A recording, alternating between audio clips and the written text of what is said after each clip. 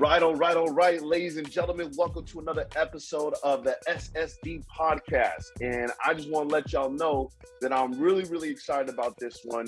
And as you guys know, this is a podcast where we talk about leverage, we talk about success, we talk about finances.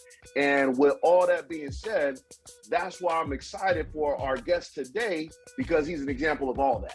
Right, and I've had the pleasure of meeting this brother on a one-on-one basis, not just on the business side, but also on the personal side. And before we begin, I just want to go ahead and compliment you in front of everybody, brother. I know that you're a businessman, but one of the things that really stands out about you is the care that you have for the people that you're working for or providing a service for. That stands out about you more than anything else. Yes, you're successful. Yes, you make money, but the care that you put into your work and your effort to make sure people are good, I respect that, brother. So I just want to make sure that I say that out loud. Thank you, brother. I appreciate it. Likewise to you as well, Hassani. It's always been a great experience from the day I met you. Better yet, the day that I seen you speak somewhere. I forget where it was, but from that moment, that brother got something special, man. And it's just been reflected every time we link up, we speak. It's been the same energy. So I appreciate that from you as well, brother. Yes, indeed. Yes, indeed. And so the reason why I'm excited, y'all, is because yes, I talked about him personally having a heart in business. He's living proof that you could be a good person, care about people, and still make money. But let's talk about, today we're going to talk about his success. This brother has multiple streams of income. He's doing extremely well. But for people who don't know you, not only that, he's a social media influencer. He's modest, so he ain't gonna tell you that. But he's an influencer, right? He got some influence on the gram.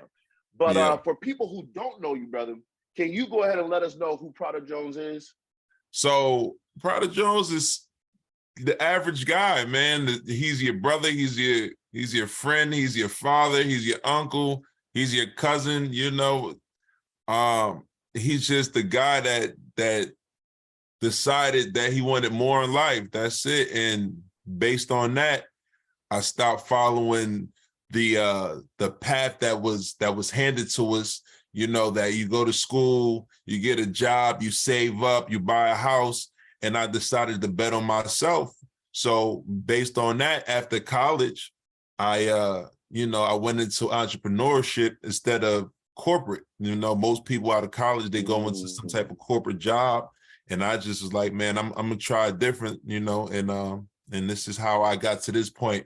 There were a bunch of ups and downs, bumps and bruises, but we're still standing, we're still strong. And, that experience, you can't get that without betting on yourself. You have to bet on yourself to get that experience, right? So that's in a nutshell who I am, man.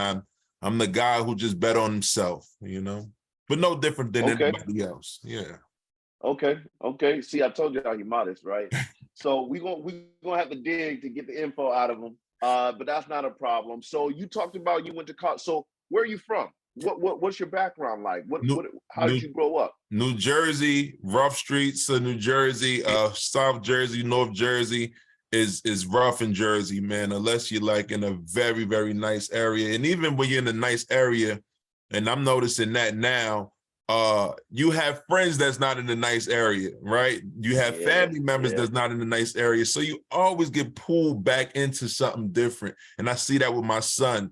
I'm privileged to live in a nicer area of New Jersey, but our friends, our family members, we still hang out, we still go see them. And it's just that one time that could get you in some trouble. So it's like, you can't escape totally without escaping totally, so.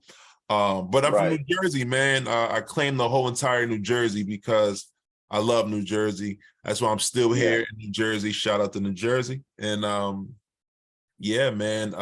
Newark primarily, though, the tough streets in Newark, New Jersey. And Newark is gruesome. It's they'll chew you up, spit you back out.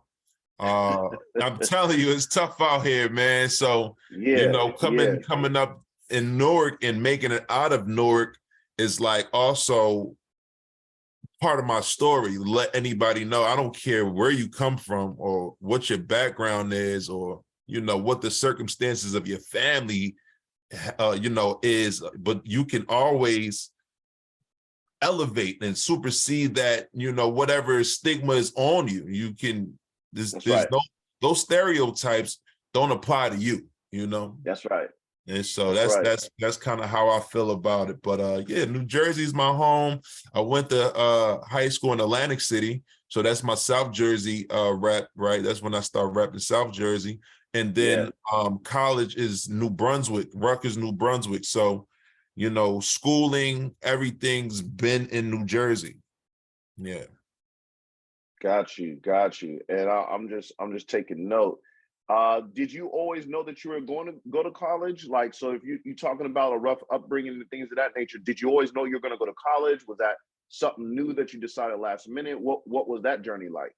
Well, not knowing was the default. So I didn't know what I was going to do, but college was the default.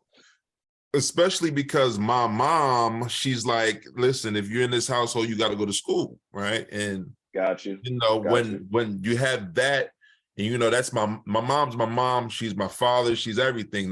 That's my everything, that's my all, that's my world. So if she's telling me that, and I'm the last of 6, she has 6 children. I'm the last of them. So the pressure's even more for me, you know what I mean? Everybody's like, yeah, you got to go to school, you got to, because that's all we know. Like, in hindsight, I may have done it a little different. School, I'm not saying it's not, it wasn't valuable. I didn't get great gems and tools and resources from going to school. But the path that I'm living, the path that I'm, the journey that I'm on, the entrepreneur journey, school isn't designed for entrepreneurs. It's designed for, high level workmen, right? 100%.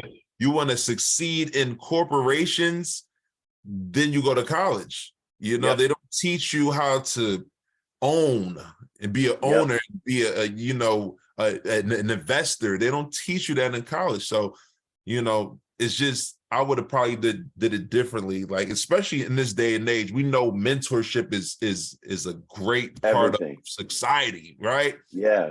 Like, I always knew mentorship was real, but we didn't know how real it really was.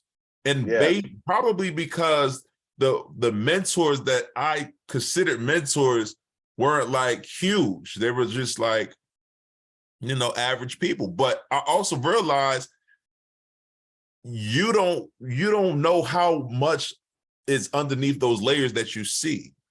Right? Yes. You can see me the way I am now, but I can have so much more value. And that's why mentorship isn't a thing that you can just do temporarily. You have to grow.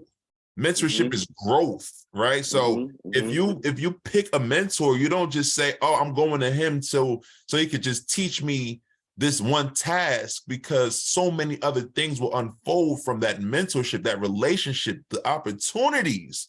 So you know what I mean? Just to go off a little bit on why I may have did it a little different.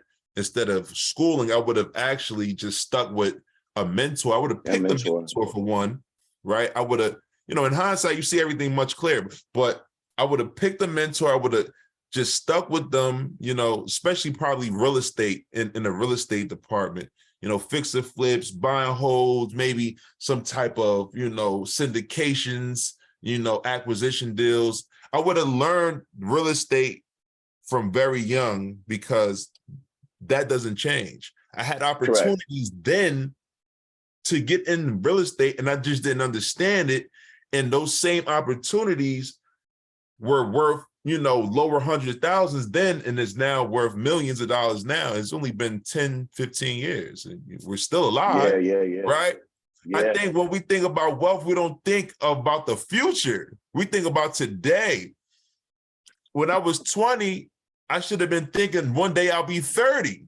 Because I am now. And now that I'm 30, I should be thinking one day I'll be 40. So I need to make these right moves for the next 10 years, because the 10 years come fast. They come very fast. Man, You ain't lying about that. You ain't lying about Yeah. that. But let's dig into that a little bit more though, because I went to college as well, and I remember coming home and I was a little disgruntled and kind of upset because I'm like, I went to college and I feel like they taught me how to work, like how to be Right. a good employee. And because I remember everybody was coming out applying for jobs, and I kept telling professionals like, yeah, I want to open up a business someday. The most they did is they taught us how to put together a business plan, and then we pitched it to the class, and that was it. Mm.